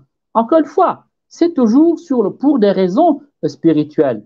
Mais avant tout, on détruit la personne, et c'est le livre de Job qui nous le montre, pour une seule raison, la pousser à la rébellion contre Dieu, la pousser à douter de la foi, et finalement, si elle perd la foi, elle finira tôt ou tard, parce qu'elle en aura marre par aller chercher la réponse chez le démon, qui se présentera à lui par un sorcier déguisé dans l'église ou par un marabout ou par un collègue de service, tout simplement pour récupérer la personne. C'est la tentation à laquelle, l'épreuve à laquelle sera soumise Job. On dit maudit ton Dieu, maudis-le, puisque de toute façon, où est-il? La même épreuve la connaîtra Tobie. OK, maudit ton Dieu, il est où? Toi qui enterrais les morts, tu vois là, OK, Dieu t'a oublié. Donc le but c'est cela. Enfin, l'aboutissement ultime, c'est la mort, OK? Mais, semble-t-il, dans la plupart des cas, ceux qui tuent, c'est vraiment, c'est dans le brutal. Mais on préfère souvent faire plus durer la souffrance des victimes de la sorcellerie. Quelles sont les portes d'accès? Par quelle porte le démon peut-il entrer? Peut-il prendre ses victimes en captivité? Quand je parle du démon, c'est un raccourci. Le démon travaille avec entre guillemets, ses serviteurs, comme Dieu a ses serviteurs, les hommes de Dieu, voilà, tout ce qu'il a appelé au service de l'annonce du royaume, au service de la dispensation du salut, de la sanctification de son peuple, Dieu les utilise. Mais le démon utilise aussi ses serviteurs qui sont cachés et qui ont une double vie diurne, une vie nocturne. C'est le sorcier est quelqu'un qui a un double visage. Il peut être la personne la plus gentille, mais d'ailleurs, elle, ce n'est qu'un masque, se cache un monstre, quelqu'un qui a les mains pourvues de sang, quelqu'un qui a le corps souillé de sang. Alors, les portes d'accès. Les portes d'accès. Par quoi le sorcier arrive? Ce qu'il faut comprendre, c'est que il n'y a pas, il faut un contact. Il faut, quand on veut détruire quelqu'un en sorcier, il faut un lien avec, il faut une connexion avec la personne. Ou alors, il faut trouver une faille dans le système de protection de la personne. Sur le plan naturel, Dieu nous a donné une forme d'immunité. Nous avons une protection naturelle contre la maladie, contre, voilà, le corps est protégé. Sur le plan spirituel, l'homme également reçoit naturellement, on pourrait presque dire une double protection. Il a son ange gardien, tout homme a reçu de Dieu un ange chargé de justement de l'aider à se défendre du diable, mais également un système de protection sur le plan spirituel. Maintenant, la manière dont l'homme vit et les alliances spirituelles de la famille ou les mauvais choix de la personne vont faire en sorte que ce bouclier spirituel, cette protection spirituelle sera affaiblie ou sera, comment dire, ouverte, qu'on va comporter des failles ou des ouvertures. Donc, le démon, c'est ce qu'on appelle les brèches. Le démon va donc utiliser les brèches spirituelles de la personne. C'est également un monde. Alors, j'aimerais quand même rappeler ou cibler quelques éléments qui peuvent vous permettre de comprendre. Alors, il y a certains actes. Quand tu commets une injustice, je m'adresse ici à quelqu'un, par exemple une femme. Tu sais que tu ne vas pas sortir avec un homme. Tu manges son argent, tu manges son argent, tu manges son argent. la dette morale contractée fait que s'il est sorcier, il peut facilement te nuire. Il peut nuire à ta vie comme il veut. Parce que tu as quelque part, mon père, non, il faut dire, ok, voilà, je prends un exemple. Tu humilies quelqu'un, voilà, qui ne t'a rien fait, donc tu commets une forme d'injustice, comme une humiliation de quelqu'un. Eh bien, si quelqu'un a des pouvoirs de sorcellerie, elle va utiliser cela comme un alibi. Cela lui donne comme un droit. Tu te mets à haïr quelqu'un. Le fait de haïr quelqu'un t'établit dans une relation avec elle. Ok, ton esprit est comme tout le temps en train de penser à elle. Donc, tu crées des liens. Et le démon peut utiliser facilement ces liens. Ou la personne, si elle est sorcière, peut, puisque tu as établi un lien par la pensée, par le sentiment, ok, avec elle, elle peut utiliser cela. On peut également ajouter même les sentiments, le monde des sentiments. Mais avant tout, il y a ce qu'on appelle le monde du péché, les péchés graves. Les péchés graves, l'adultère, tous les désordres liés au sexe, le meurtre, l'avortement, la méchanceté, l'orgueil, tous les péchés mortels. Ce n'est pas en vain que le catéchisme parle des péchés mortels. Le péché mortel, le péché qui cause la mort de l'âme. Ou si vous préférez, c'est le péché qui fait que tu chasses Dieu de ta vie. Donc, tu n'es plus protégé. Ton ange, tu l'as chassé. Tu t'es privé de la présence de Dieu. Donc, tu es ouvert. OK? C'est tout ça que le sorcier cherche. Quand ils attaquent, quand les esprits attaquent, ils vont chercher les failles. Ils vont chercher ces failles-là. Or, souvent, c'est nous-mêmes qui les leur donnons par nos habitudes de péché. On va avancer parce que c'est également, j'espère que vous avez compris, c'est pour ça que j'ai insisté sur la conversion et sur les péchés dans le précédent enseignement. Le viol ostentatoire des traditions ancestrales. Tu sais que dans le village, il est interdit, je ne sais pas, de manger le silure. Toi, tu vas acheter, tu viens manger devant les gens, regardez, je suis chrétien, tu les nargues, tu montres que, eh bien, la colère que tu es en train de susciter et ce viol, cet affront que tu es en train de faire subir aux anciens, s'il y en a qui ils vont en prendre fait pour, comment dire, ils vont utiliser cela pour, veuillez m'excuser, j'ai un problème de coupure d'électricité. Ils vont utiliser cela pour t'agresser parce que tu as commis une injustice flagrante. Violer un droit comme le droit d'aînesse, s'approprier des biens de famille, un bien familial, tu viens, tu prends, manquer de respect. Voilà, donc le viol des traditions, viol ostentatoire des traditions ou familial ou ancestral peut conduire à cela. Une vie émotionnelle et une prise de parole immodérée, irréfléchie. Ici donc, la personne parle négativement tout le temps, ou elle parle négativement tout le temps d'elle-même, dans l'auto-malédiction, ou la parole de malédiction sur ses enfants, tout cela crée des brèches, tout cela crée de la négativité. Or, le mal se nourrit de négativité. Pour que le démon rentre en toi, le monde des ténèbres rentre en toi, il faut qu'il y ait une zone de négativité. Il faut qu'il y ait des zones d'ombre. Il faut que ton système, ta lumière ait été affaiblie. Il faut que ta lumière soit affaiblie. Voilà donc les éléments sur lesquels. Ça peut être également des états émotionnels négatifs. La personne tout le temps dans la tristesse, tout le temps dans la peur, dans l'inquiétude, dans des idées noires. Ou alors la personne tout le temps dans l'exubérance, toujours hors d'elle-même. OK, voilà. Tout ça fait que sur le plan intérieur, elle est fragilisée, elle est dissipée, elle est éclatée, elle manque d'unité, donc ça crée des faiblesses sur le plan spirituel. Enfin, avant la fin, il y a les liens de sang. Le droit du sang, c'est d'abord le fait qu'on partage le sang de sa famille. Derrière ce sang, en Afrique, il y a ce qu'on appelle les alliances ancestrales, il y a des alliances familiales, les totems, les dettes occultes familiales, le nom que l'on porte n'est pas neutre, les pactes, les sacrifices, les cultes, s'ils sont sataniques, s'ils sont diaboliques, que la famille entretient. Tout cela fait que la personne, si on veut l'attaquer, on peut passer par ces failles-là, par ces liens-là, on peut négocier avec ces liens-là si la famille lui en veut, ou alors c'est la famille qui peut utiliser ces failles-là. Donc, les alliances occultes familiales. OK.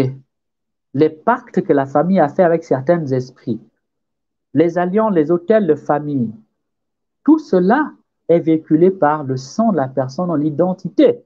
Ce sang est une dette, tu ne l'as pas, Dieu te le donne par ta famille, donc tu hérites de ce sang-là sur tous les plans. Alors, ensuite, il y a les déchets corporels, ce qu'on appelle les saletés du corps. Tes vêtements sales on peut te voler, les ongles qu'on peut prendre, les cheveux, ça peut être aussi la semence masculine, le sperme. Pour une femme, ça peut être les menstrues, les cheveux, les chaussures, les photos. Ici et aujourd'hui, les gens exposent tout sur Internet. Un enfant d'un jour, on filme, on met sur Internet. Un enfant a réussi un exemple, on filme, met sur Internet. Si on veut te nuire, il suffit de prendre la photo la plus récente, on fait un travail, à moins que vraiment tu ne sois avec Dieu, ok, tu risques d'en souffrir sévèrement, durement. Voilà donc. L'imprudence des victimes, notre imprudence.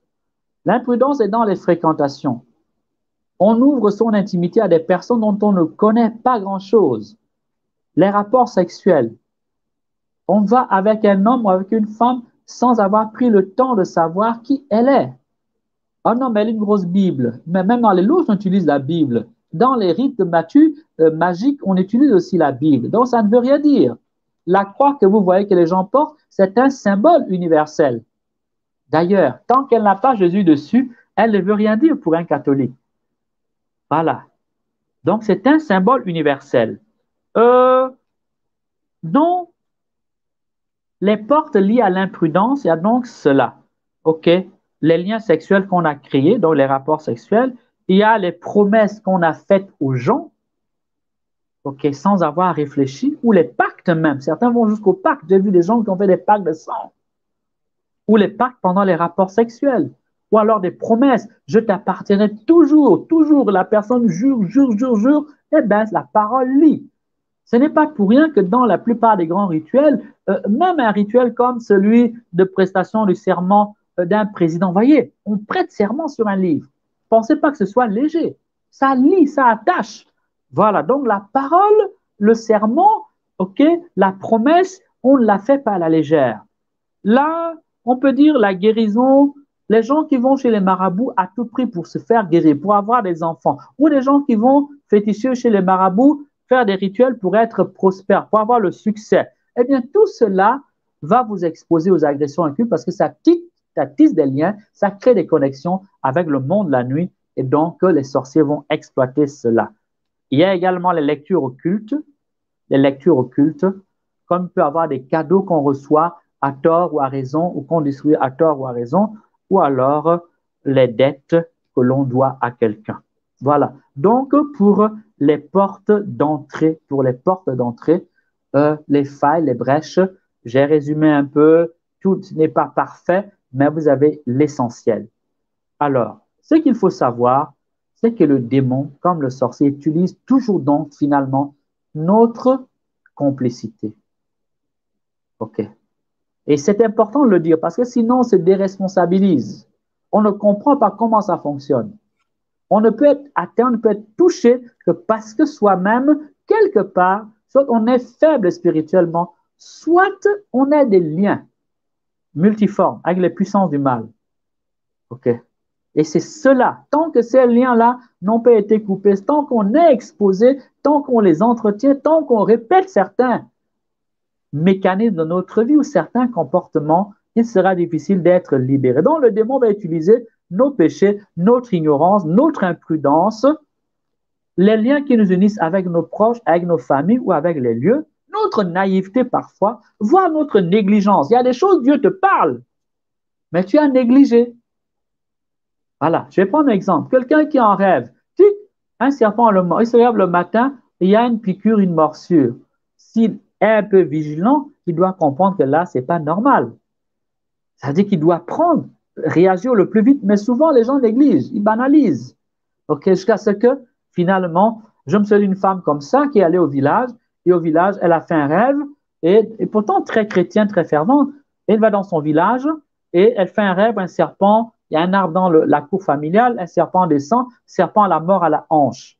Elle crie dans le sommeil, elle se réveille, elle sent une petite douleur dans la hanche, elle là 2, 3, 4 jours, elle rentre en ville et 2 ou 3 jours après, elle commence à avoir des grandes douleurs dans la hanche. Au bout d'une semaine, la jambe a été paralysée. Elle va à l'hôpital, on ne trouve rien. Mais elle avait de plus en plus de mal à marcher. C'est ainsi que sa sœur, que je connais bien, me contacte, dit, mais voilà ce qui arrive à ma petite sœur, à ma grande sœur, est-ce que je peux la recevoir? Je la reçois. Je lui ai donné 9 jours de jeûne. Je lui ai dit, moi, je ne prie pas pour toi. Donné 9 jours de jeûne et de prière. J'ai béni de l'huile, exorcisé de l'huile, béni de l'huile. Je donne de l'eau bénite. Je dis, va utiliser. J'assure qu'en une semaine, elle a retrouvé sa jambe. Elle marchait normalement. Mais elle n'aurait pas réagi. OK? La maladie aurait duré, par exemple, 3, 4, 5, 6 mois. Peut-être qu'on n'aurait jamais réussi à récupérer sa jambe aussi rapidement. Donc, souvent, c'est nous-mêmes qui manquons de vigilance ou qui sommes, comment dire, pas assez proactifs ou pas assez réactifs ou pas assez, comment dire, vigilants. Voilà. Donc, qu'est-ce que je peux dire en conclusion, hein? Si nous voulons vraiment vaincre la sorcellerie, nous devons d'abord changer notre vie. J'insiste sur ça. Voilà. Il faut changer de vie, il faut changer de vie. Parfois même changer complètement de comportement. OK. C'est l'habitude de vivre comme ça, là. Changez tout, complètement votre manière de vivre. Tout. OK. Et donnez-vous totalement au Christ. Ensuite, pour des personnes qui souffrent déjà de la sorcellerie, s'il vous plaît, soyez patients. Il y a des démons qu'on chasse comme ça, là. Une prière de 2 minutes. Il y a des démons et surtout quand les liens sont profonds, quand la personne est déjà atteinte depuis 1 an, 2 ans, 3, 4 ans, parfois 10 ans, s'il vous plaît, il faut du temps.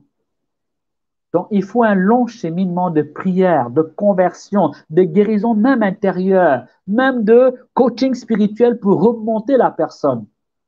OK? Donc, vous qui vous baladez de prière en prière, de prophète en prophète, parce qu'on va faire comme ça, tu tombes et tu penses que certains problèmes, veuillez m'excuser, ça ne se passe pas aussi simplement. OK? L'évangile montre que même les apôtres, il y a des démons qui n'arrivaient pas à chasser. Vous me direz non, c'est avant la Pentecôte, après. Mais, mes bien-aimés, Jésus a quand même donné un ordre. Donc, ils avaient un pouvoir pour le faire. OK? Et Jésus n'a jamais dit, c'est parce que l'Esprit Saint n'est pas encore venu que vous ne l'avez pas chassé.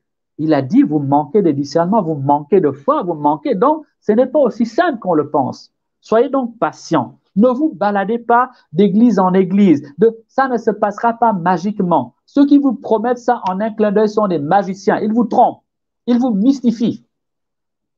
OK? Il y a des liens qu'on fait sauter une prière, 1 heure, 30 minutes. J'ai vu des guérisons comme ça.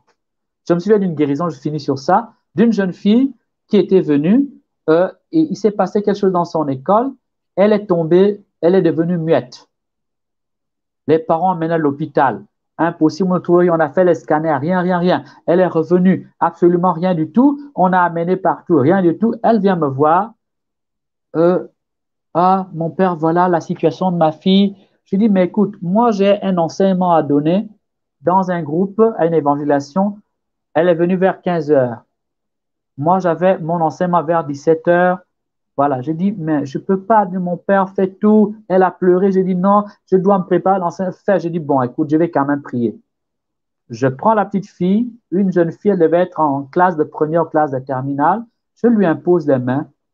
J'ai pris 15 minutes, j'ai pris 20 minutes, j'ai pris 30 minutes. Au bout de 30 minutes, elle commence à crier. Non, elle n'a pas commencé, elle commence à se tordre de douleur. Elle ne peut pas crier parce qu'elle a perdu la voix depuis. Elle se tord. J'ai dit, il se passe quelque chose.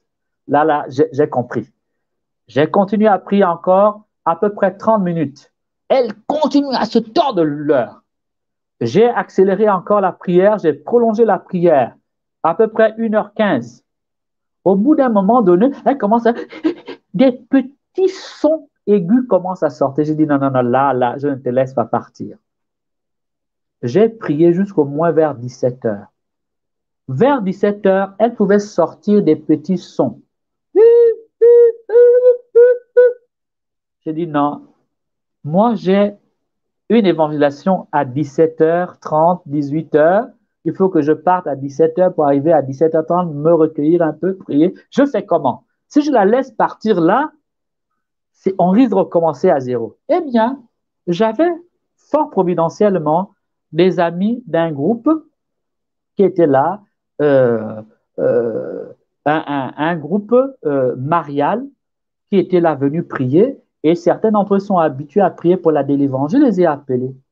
Je leur ai dit, écoutez, vous allez me prier, vous allez prendre le temps, laissez votre prière, vous allez prier pour cette jeune fille-là le temps qu'il faudra. Je vous la confie, priez pour elle. Et vous n'arrêtez que quand je serai de retour. Ah, mon père, je dis non, priez, je sais pourquoi je vous demande. Moi, je suis allé à mon évangélisation. Elles sont restées à prier, ce groupe-là est resté, c'est Flamme Divine d'Amour. Le groupe s'appelle Flamme Divine d'Amour. Ils sont restés à prier sur elle. Au bout d'une heure, 2 heures de prière, elle était totalement délivrée. Elle pouvait parler normalement. OK. Mais si je n'avais pas été un peu expérimentée, elle n'aurait jamais abouti. Amen. Donc, soyez patients. C'était une manière de vous dire qu'il y a des prières qui peuvent se faire comme ça. Il y a des choses qui peuvent partir comme ça, mais d'autres, parfois, c'est des années. Il y a des gens que j'accompagne depuis des années. Et un vrai exorciste vous le dira. OK. Donc, méfiez-vous des prestigitateurs, des mystificateurs. Ce n'est pas parce qu'elle fait qui parle en langue. Ça peut être des incantations, ça peut être du cinéma.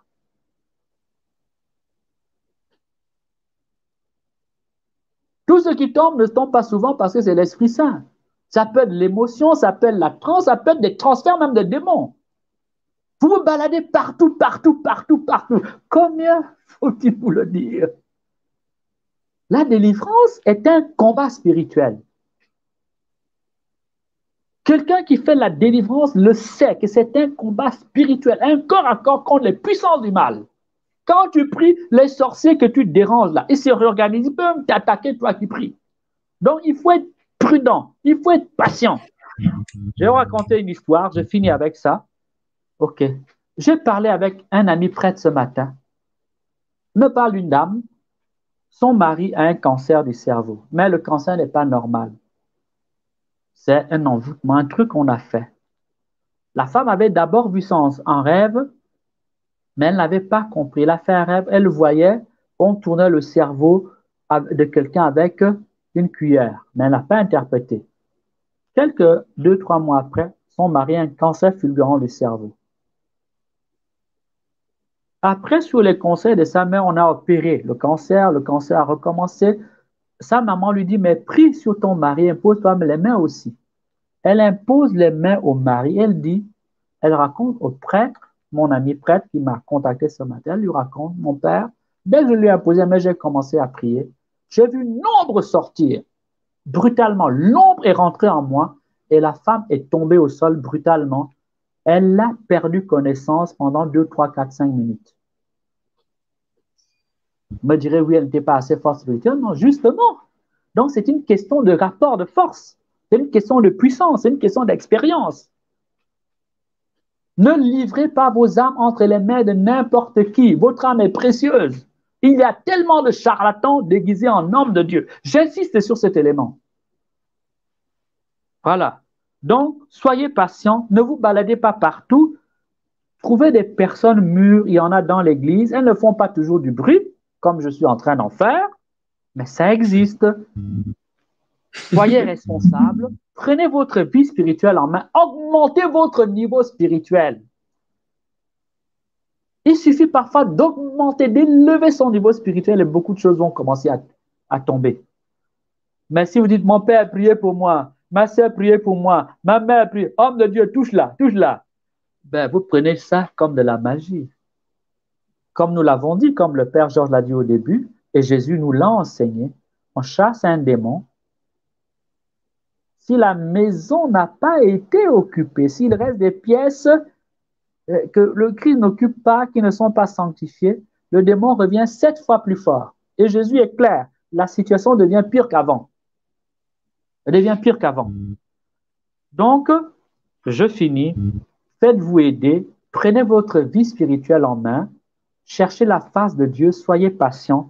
Dieu reconstruit petit à petit. Enfin, il vaut mieux prévenir que guérir. Il vaut mieux prévenir que guérir. Ayez une vraie vie spirituelle. Ayez une vraie vie spirituelle. Soyez vigilants. Surtout, dénonçons ensemble, évangélisons, formons les gens au combat spirituel, à cet aspect du combat spirituel. Et vous verrez que plus l'évangile va gagner la société, plus ces choses-là vont reculer. Voilà. Plus la lumière grandit, plus les ténèbres reculent. La présence et l'envahissement et la résurgence de la sorcellerie dans nos sociétés et des sectes signifie tout simplement que les ténèbres sont beaucoup plus importantes que la lumière. Alors, veuillez m'excuser de finir sur cette note, on peut dire peut-être un peu triste, hein? Mais j'ai tenu à baliser tout à fait le terrain. Celui qui suivra cet enseignement à réécouter, à consommer sans modération, je n'ai pas développé, mais il y a assez de balises pour vous aider ceux qui accompagnent les gens à savoir comment faire un diagnostic, aider également comment accompagner quelqu'un qui souffre de ces questions. Et toi qui es peut-être victime de la sorcellerie, savoir que tu as besoin de te remettre en cause. Sois béni dans le nom de Jésus, que la main de Dieu soit sur toi, que la grâce de Dieu te visite, que la puissance de Dieu t'accompagne, que la main de Dieu touche ton cœur, que l'épée de Dieu, par la main de Saint-Michel, vienne couper tout lien maléfique, toute emprise maléfique, toute connexion occulte, toute puissance maléfique à l'œuvre dans ton corps, dans ton âme, dans ton esprit. Je le demande par la puissance du nom de Jésus, par la puissance du nom de Jésus, par la puissance du Seigneur Jésus-Christ, par la puissance et l'autorité du Saint nom de Jésus, par la puissance du Saint nom de Jésus-Christ de Nazareth. Amen. Que la grâce de Dieu soit sur toi, que la main de Dieu t'accompagne, que le Seigneur marche toujours à ta gauche et à ta droite pour te protéger, qu'il soit devant toi comme une lampe pour que tu avances toujours tout droit sans jamais dévier ta foi, et que son ange se tienne derrière toi pour te garder des flèches empoisonnées des sorciers, des flèches empoisonnées de ceux qui servent le diable et qui se sentent forts quand ils peuvent détruire et qui se nourrissent des larmes, des pleurs et de la misère d'autrui. Je te bénis au nom de Jésus. Amen. Chers auditeurs et auditrices, vous suivez ce programme dénommé Faveur divine en ce moment, en direct des radios Grâce Espoir, Adoration matinale, Alpha et Oméga et de la radio Miséricordia Sénégal. Restez connectés. Dans un court instant, nous poursuivons. Alors, nous voulons dire un grand merci au Père Paul-Marie Imba, prêtre de la communauté des Béatitudes. Nous avons débordé sur le temps. Alors, je voudrais demander aux internautes, nous allons vraiment nous excuser, nous allons déborder un peu. Nous avons déjà débordé sur le temps. C'est 1h15, nous avons déjà débordé sur le temps. Nous allons demander encore votre intelligence et déborder un peu encore sur le temps, 15 minutes, mais nous encore 15 minutes. Voilà. Je voudrais m'excuser auprès de tous les responsables de notre radio qui nous accompagnaient, Grâce Espoir, Adoration matinale, Alpha Omega et Radio Miséricordia du Sénégal. Nous allons demander au Père Paul-Marie qui est avec nous, qui nous a donné un très bel enseignement sur la notion de l'accompagnement, le discernement, l'accompagnement des personnes qui sont victimes de la sorcellerie. Donc, je ne vais pas m'étaler trop longtemps dans les remerciements et dans les paroles. Je voudrais vous demander juste 15 minutes, dans mon bon vouloir, une petite prière, 15 minutes pour nos auditeurs qui nous suivent et pour les internautes. Merci mon Père, vous avez l'antenne. Alléluia. Seigneur, nous bénissons ton nom, nous adorons ton nom, nous élevons ton nom, nous glorifions ton nom pour chacun de ceux qui nous regardent, pour chacun de tes enfants. Père, nous voulons invoquer maintenant sur eux, ceux qui nous suivent maintenant, ceux qui nous suivront dans les heures, les jours, les mois, les temps à venir. Nous invoquons sur eux tous la puissance du sang de la croix. Le sang de la croix de Jésus sur toi. Le sang de la croix du Christ est sur toi qui me regarde. Je plonge ton corps dans le sang de la croix du Christ. Je plonge ton âme dans le sang de la croix du Christ. Je plonge ton corps dans le sang de la croix du Christ. Je plonge ton âme dans le sang du Christ. Le sang de la rédemption. Le sang de l'agneau qui enlève le péché du monde. Le sang par lequel le diable a été vaincu, humilié. Le sang qui a coulé du corps transpercé de Jésus-Christ de Nazareth.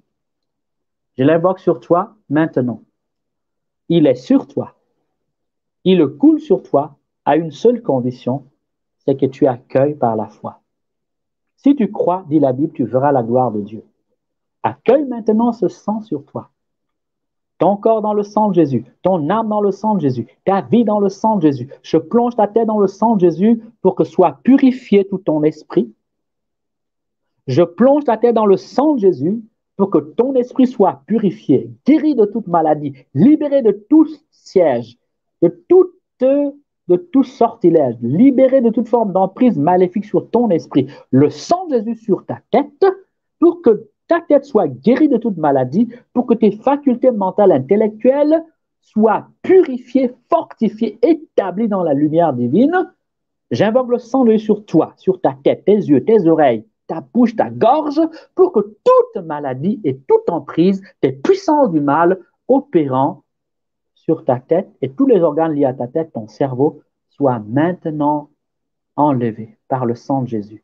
Par le sang de Jésus, par le sang de Jésus, par le sang de Jésus, par le sang de Jésus, par le sang de Jésus, par le sang de Jésus, par la puissance du sang de Jésus-Christ de Nazareth, soient guéris, soient libérés. Vous tous, des légions ennemies de la sainte mort de mon Maître Jésus-Christ sur la croix du Calvaire.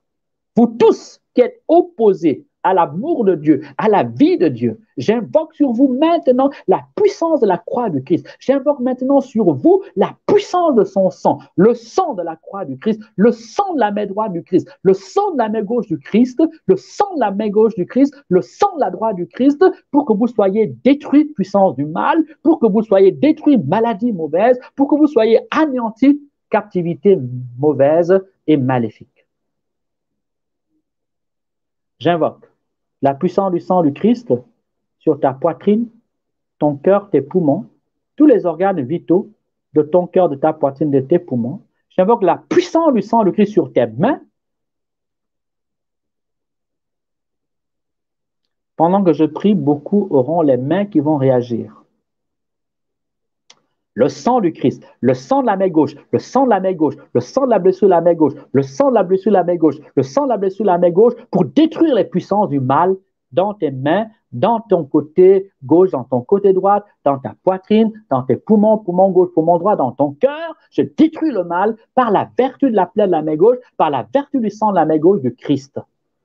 Soyez anéantis, soyez anéantis, soyez anéantis, soyez anéantis, soyez anéantis, soyez anéantis, puissance maligne, soyez anéantis, puissance maligne, soyez anéantis, puissance maligne, soyez anéantis, puissance maligne, soyez anéantis, puissance maligne, soyez anéantis, puissance maligne, soyez anéantis, puissance maligne, soyez anéantis, puissance maligne, soyez anéantis, puissance maligne, soyez anéantis, puissance maligne, soyez anéantis, puissance maligne, par le nom vivant de Jésus-Christ de Nazareth, par le nom vivant de Jésus-Christ de Nazareth, par le nom vivant de Jésus-Christ de Nazareth, par le nom vivant de Jésus-Christ de Nazareth, que j'invoque également le sang de la main droite du Christ, le sang de la main droite du Christ, le sang de la main droite du Christ, le sang de la main droite du Christ, le sang de la main droite du Christ, le sang de la main droite du Christ, le sang de la main droite du Christ pour détruire les puissances du mal, pour détruire les puissances du mal, pour détruire les puissances du mal, le sang de la main gauche du Christ, le sang de la main droite du Christ, le sang de la main gauche du Christ, le sang de la main droite du Christ pour détruire les puissances du mal qui opèrent dans ta poitrine, qui opèrent dans tes mains, main gauche, main droite, dans tes bras, dans tes os, tes articulations. J'invoque la puissance de ce sang pour détruire l'autorité des forces du mal dans ta poitrine, tes mains, ton cœur, tes poumons. Maintenant, j'invoque l'eau du côté du Christ, le sang du côté du Christ pour purifier tes entrailles, ton ventre, les organes vitaux, le foie, les reins, le pancréas, l'intestin, l'estomac. Je les purifie. Je purifie la colonne vertébrale par le sang du côté du Christ, par l'eau du côté du Christ, soit lavée, soit nettoyée, soit purifiée maintenant au nom de Jésus. Maintenant, au nom de Jésus. Maintenant, au nom de Jésus. Maintenant, au nom de Jésus. Maintenant, au nom du Seigneur Jésus-Christ de Nazareth. J'invoque également sur tes jambes, sur tes pieds, les blessures des pieds transpercés de Jésus sur la croix et le sang de ses plaies. Pied gauche, pied droit. Pour que ton corps, tes pieds, ta marche, ton évolution, ton progrès soit visité par la grâce du sang de Jésus. Pour que tu sois libéré de tout blocage. Pour que tu sois libéré de tout ce qui t'empêche d'avancer, d'évoluer. Par le sang de Jésus-Christ de Nazareth. Que la puissance de Dieu, la puissance de Dieu, la puissance de Dieu au nom de Jésus-Christ, que la puissance du Saint-Esprit, l'Esprit de grâce, l'Esprit de Pentecôte, l'Esprit du Dieu vivant maintenant te visite, te lave, te sanctifie, te transforme au nom de Jésus. Amen. Au nom de Jésus, amen. Au nom de Jésus, amen. Au nom de Jésus, amen. Au nom de Jésus-Christ de Nazareth, amen. La puissance de Dieu opère en toi. L'atmosphère a changé spirituellement. La grâce de Dieu en toi. Accueille maintenant.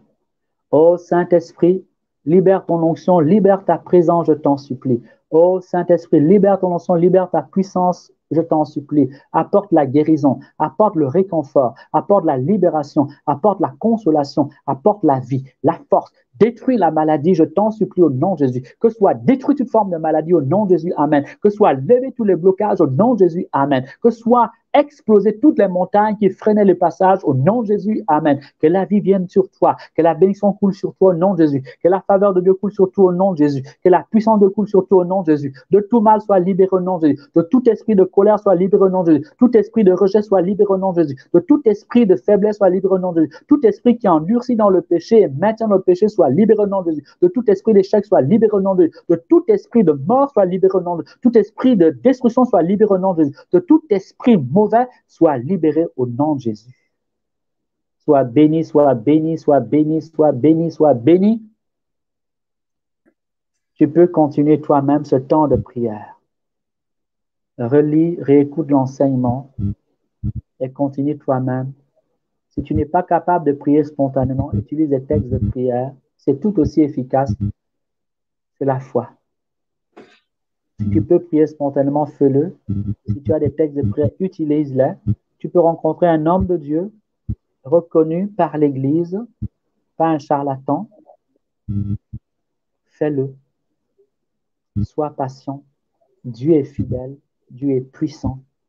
Sois béni, mon fils, ma fille, mon enfant. Sois béni, toi qui me regardes. Sois béni. Sois béni.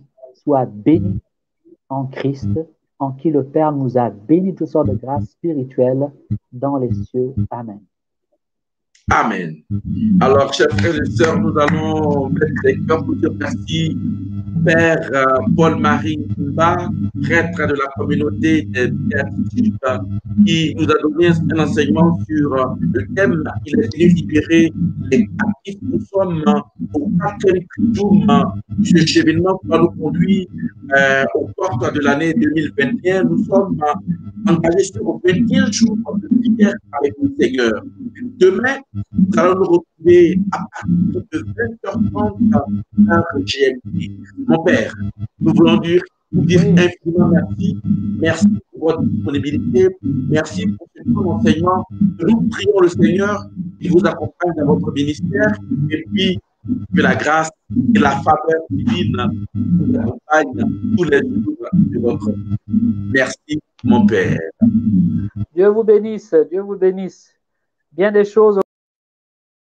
Alors, nous voulons dire merci encore aux auditeurs et auditrices des différentes radios qui nous accompagnaient. Radio Grâce Espoir, merci à Elvire et à son équipe qui ont été compréhensibles pour nous permettre de déborder un peu sur le temps de façon inhabituelle. Merci à Elvire et à son équipe, à Olivier Adeko qui assure la mise en onde au niveau de Radio Adoration Matinale.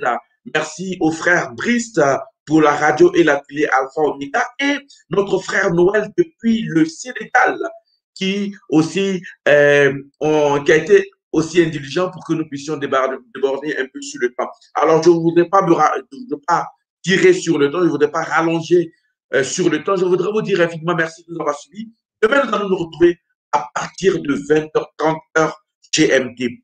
Demain, nous allons prier cas par cas.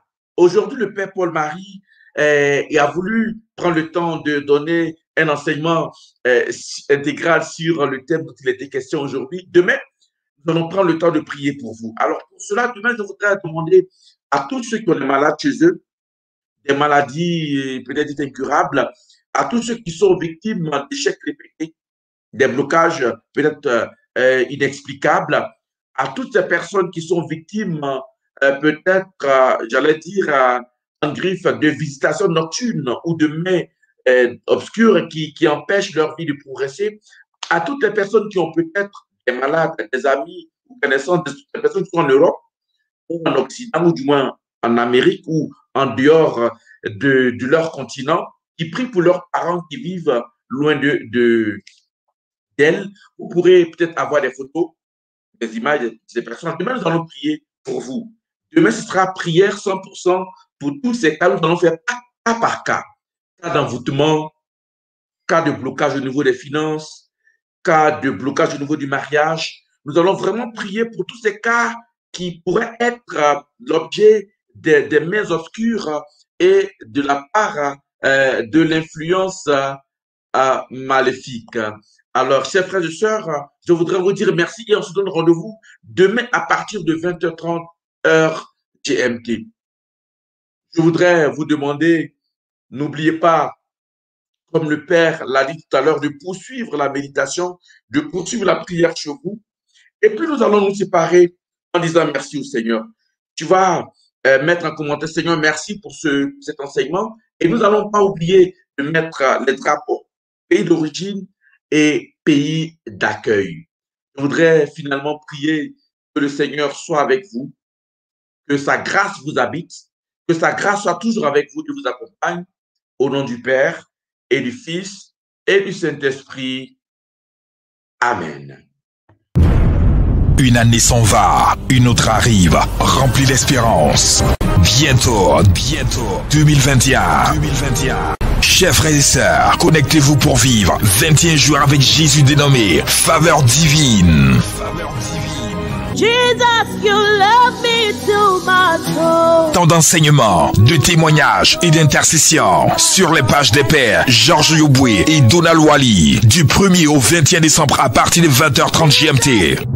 Thème, une année des grâces de la part du Seigneur. Mes oreilles avaient entendu parler de toi. Intervenant, les pères Blaise Condat, Paul Marimba, Jules Pascal Colli, Marcus Saba, Jacques Acro, Stanislas Satobra, Donald Wally et Georges Yoboué, avec la participation des sœurs Marie-Paul Espérance, Valérie Etienne et la sœur Salomé Sochi.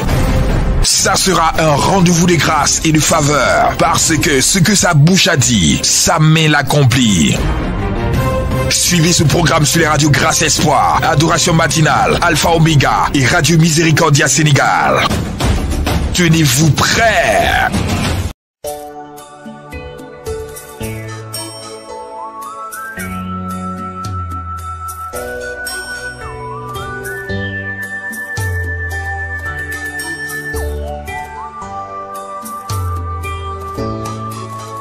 J'ai longtemps été sous l'emprise du diable et sur l'autel de la sorcellerie j'ai été sacrifié.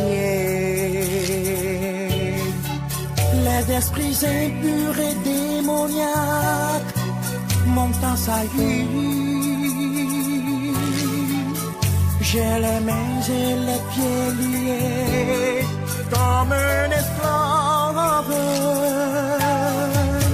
J'ai entendu parler de Sauveur, le seul capable de me libérer. Il s'appelle Jésus. Je suis libéré. Je suis libéré. De la sorcellerie. Je suis libéré. Par le sang de l'agneau. Je suis libéré.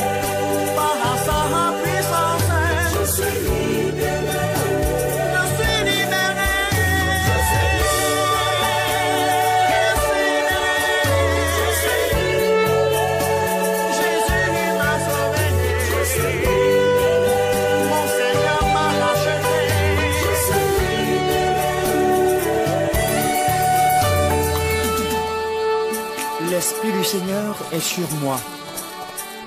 Il m'a envoyé porter la bonne nouvelle aux pauvres, guérir les malades, annoncer aux captifs la libération